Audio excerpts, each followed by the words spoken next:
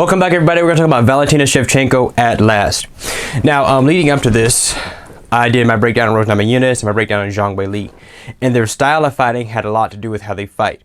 Now, for Shevchenko, I'm going to do two parts. This is going to be part one. And today, I'm going to look mostly at her striking and the style of fighter she is. So, when you know what style of fighter somebody is, it dictates a lot. Usually the tactics they'll use and things they'll be good at, things they'll be bad at. Now, Valentina Shevchenko is one of the easiest people to do a breakdown on, but also one of the hardest to beat, because the style of fighter she is she's a counter fighter. Now, I know you're thinking, isn't a counter striker? Yeah, she is a counter striker, but she is a counter fighter. And the reason I say that is because almost everything Shevchenko does is on a counter. Even her takedowns, she counter takes people down. In her fight with Juliana Pena, how do you pronounce her last name? In the second round, when she took her down, she waited for Juliana to do something first, and then when Juliana's feet were in the air, she swept her perfectly. So she counters almost everything. Excuse me. Now, she has some pretty basic weapons. She does not use her jab a whole lot. Got a couple notes written here. She doesn't use a whole lot of jabs. She doesn't use a whole lot of head movement. She sticks with the fundamental defense, which my coach tells us all the time is the best defense, and that is footwork. Now, how she has her footwork, Valentina comes out, usually she'll have her hands up in her stance. She's a southpaw, my bad, so she'll have her left hand back. And she's not super bouncy, but she's always moving. Zhang comes out really bouncy, but Valentina is more so just moving. She's looking for an angle to go in on. And she'll throw either her right kick to measure, to make sure her opponent stays a distance towards their leg. She'll occasionally throw her left kick, which from her stance will be the rear kick. Now, then she will let her opponent throw. She very, very rarely is the first person to throw punches. Like I said, sometimes she'll come out with the kick and measure with the kick to make sure she keeps her distance, but she rarely throws punches first.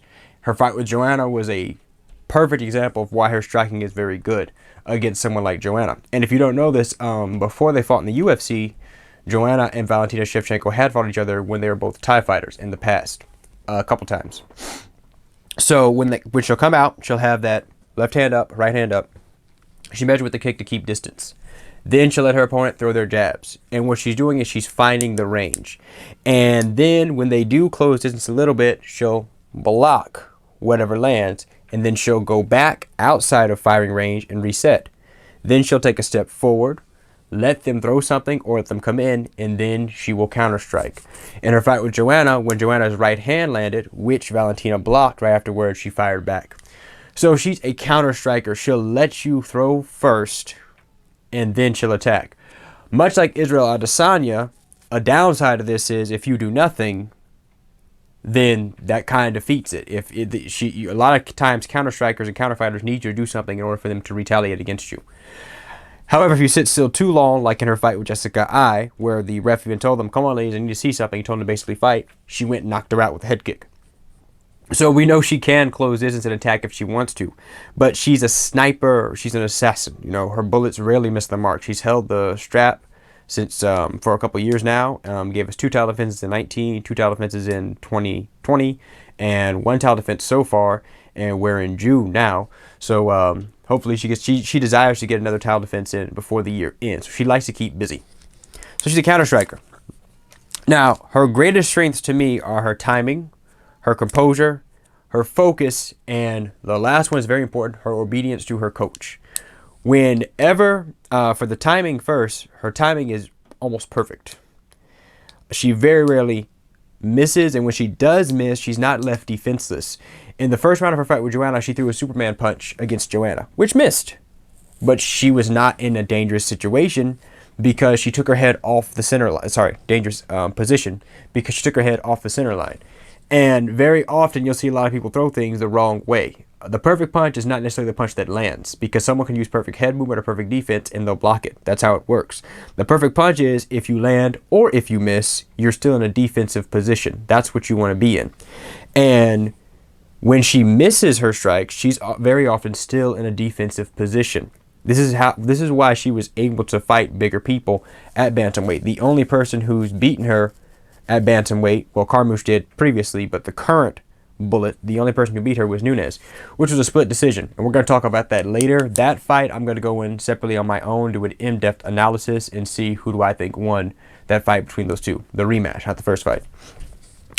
So the timing is knowing when to throw your shots, and she knows when to throw her shots, and it's very often when the opponent throws a punch. If you don't know this, you're most vulnerable when you're striking, because if I'm covered up like this, when I throw this punch, before it reaches you, there's an opening right here. So her timing, she knows when to shoot. She knows when to fire her guns at her enemy, and she, more often than not, she lands with them. A good example of landing a punch but not throwing it at the right time would be, or not with the proper technique, would be her fight with Joanna. Joanna actually landed a head kick on Valentina, but Valentina was so close to her, she was in punching range, so she caught a bit more thigh than she did shin. Had there been more space between them, she might not have hit her, but Valentina ate it for two reasons. One, she was very close, so there wasn't a whole lot of distance between the two, and when the strike landed, it didn't do a whole lot of damage. Valentina instantly reacted right away and fired her shots off. Now, Valentina's chin, I do believe, is very good, but the timing of that kick was not the best also. A knee would have been better or more appropriate at that close distance. The kick did land, but I think the reason why it looked like she ate a really big shot was because the shot wasn't as big as some people think it was.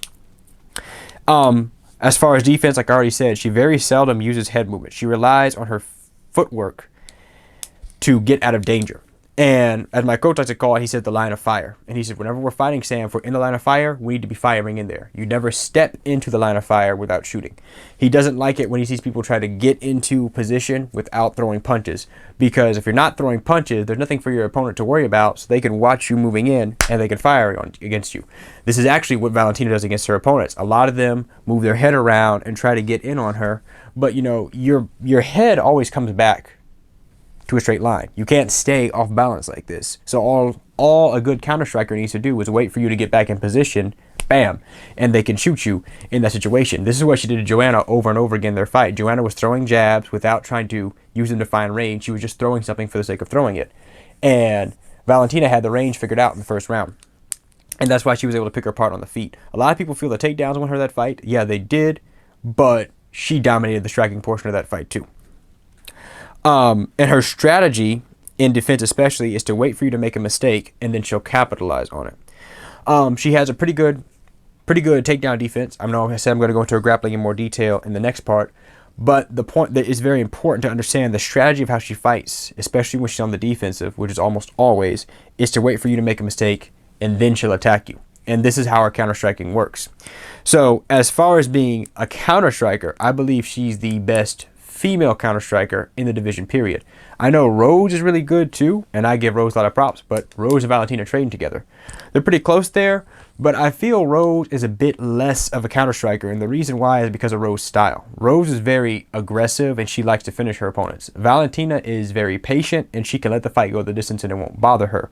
Rose is a finisher and feels she needs to get that finish every time. Valentina can easily get a decision win over her opponent, and to me, that's what she did with Joanna. Now, I also talked about her composure. When she gets hit, or when someone gets a big shot on her, or when they get her a takedown, she doesn't crumble, or at least she doesn't look like she crumbles completely under the pressure of her opponent. She stays calm, she stays relaxed, and she's thinking. She's never sit still, just holding on to her opponent when they take her down, thinking, what am I going to do? She's always trying to get out, but she doesn't burn a whole lot of energy. She doesn't rush when she sees an opening. She's very, very patient, and that plays a lot into how good she is. She's very patient inside of the fire. Even against bigger people. Like I said, when she fought Juliana won that first round. And that didn't bother Valentina. She stayed very calm. Her coach gave her good advice. And the next round, she went out and then she finished her. She submitted her. And that's because she wasn't taking that first round as, I have to win this first round in order to win this fight. She's taking, no, I'm going to use this time to feel my opponent out. And when you're calm like that, that's when you can be very good. And like I said, there's not a whole lot to talk about her striking. She doesn't throw anything ridiculously fancy. Shevchenko has three things that she throws that you can consider fancy. One of them is the spinning back fist, which she uses mostly to confuse her opponent. She'll step in deeply. She makes sure she keeps her eyes on her opponent when she throws it. She spins around and lands the spinning back fist, and it just confuses them. They don't know what's coming next. The other one is her spinning back kick, both to the body and to the head. And the last one she throws is the Superman punch, which is the punch that she threw against Joanna Jędrzejczyk in the first round of their fight. Her Superman punch she likes to set up. She doesn't always land it, but if she misses, she lands in a defensive position because she's very good at getting her head off that center line. Now, the spinning back kick to the body, we could talk about that one a little bit more. mostly because she uses this to keep people away from her. If someone tries to close distance on her or rush in, by using the spinning back kick, she does two things. One, she only usually uses it when someone comes in with punches. So she gets her head out of punching range, she gets herself in defensive position, and she throws her spinning back kick, which creates distance between the two of them. And she doesn't usually throw it when the person's back is to the cage. She does it when when her back is to the cage and she's closer to the cage. She'll use it to push her opponent away from her and create some distance. And she landed, I think, 3 or 4 of them against Joanna. They were perfectly timed. And like I said, she uses her opponent's weight against them. One of the reasons I feel she is very good against people who are bigger is because when you're counter-striking, you can use somebody's force of their own punch plus yours against them. You know, if you got somebody to land a perfect counter punch on Francis Ngannou, he would have the own force of his punch hit himself in the face and the person's force additionally added to that. Because when you're throwing the punch, when you throw a punch properly, when you're not arm punching, you're shifting your weight forward. So all the power from your legs, all the power from your I say your legs, but from your thighs, your ankles, your hips, your shoulders, your chest muscles, your abdominal muscles, everything that you're using to explode forward, all that force can be generated on your face if someone lands a perfect counterpunch against you. And this is why Valentina is untouchable. So for timing, for timing, she's number 1, definitely in the flyweight division. For composure, I think she has some of the best in the sport across all the divisions. You know, she doesn't get bothered as much when she gets taken down. You saw guys like Robbie Lawler in his first fight with Johnny Hendricks. It was 2-2 going to the 5th, and once he got taken down at the end, you could just see the frustration on his face, and he's like, this fight's over. I got taken down. I can't get back up. When that composure is broken, the opponent's coach can see that. A lot of people need to realize this. You're not just fighting the opponent, you're also fighting the coach. And like I said, her focus is good, as well as her obedience to her coach. When her coach talks, she listens, and her coach isn't screaming and he doesn't have 4 other people in the corner all talking at once. When she fought Joanna the first time, she was winning every single round of that fight, in my opinion. I didn't give a single round to Joanna. But her coach was talking to her like, you gotta be serious. He's talking to her like she was losing each round of the fight. And that's a good thing. He was talking to her in a bad way. He's saying the fight's not over yet till that bell rings or until you finish them. And that's the kind of attitude she goes into her fight with. And like I said, she never rushes anything. She's very patient. So how good is she? I think she's one of the best patient fighters out there. She's not too patient sometimes, like Stephen Thompson, Bas Rutten, and Holly Holm. I feel a lot of time they're a little too patient when they go into their fights. And when their opponent sees that, they'll blitz on them and they'll get caught because they're not as focused on what their opponent's doing. She's patient, but she's patiently looking for something. She's not just sitting there saying, I'm not going to do anything so you move.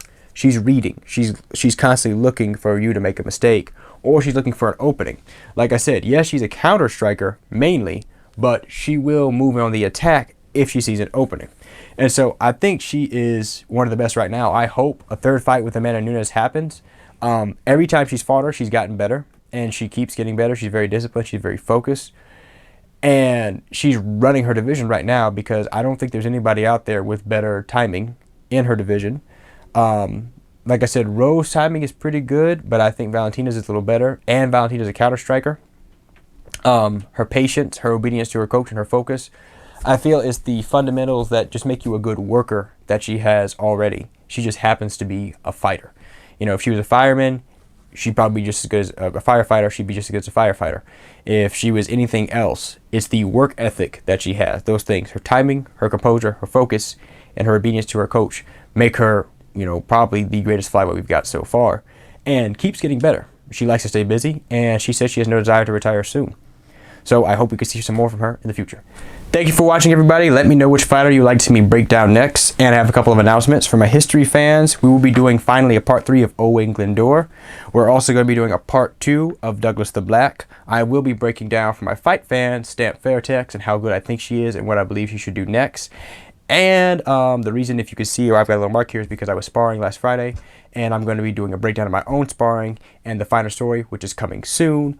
Look for the trailer of that to release. Thanks for watching.